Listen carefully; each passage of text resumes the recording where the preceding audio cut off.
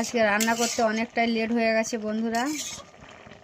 আজকে আবার বৃহস্পতিবার, পুজো পাঠ সেরে রান্না বান্না করতে অনেকটাই লেট হয়ে গেছে।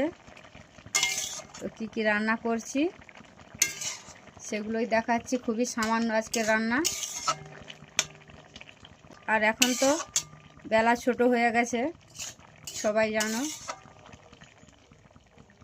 বাড়ির কাজ পাঠ করে রান্না বান্না করতে অনেকটা লেট হয়ে গেল। তো দেখাচ্ছি আমি কী কী রান্না করেছি।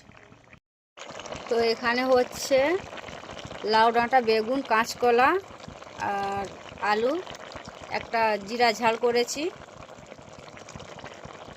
এই রান্নাটা আশা করি আমাদের বাড়ির সকলেরই খুব পছন্দের।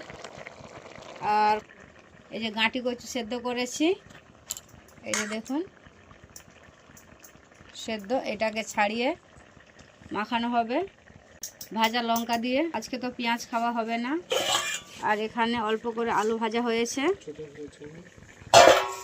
ছোট ছেলের জন্য আবার আলু ভাজা করেছি, পরীক্ষা দিতে গিয়েছে।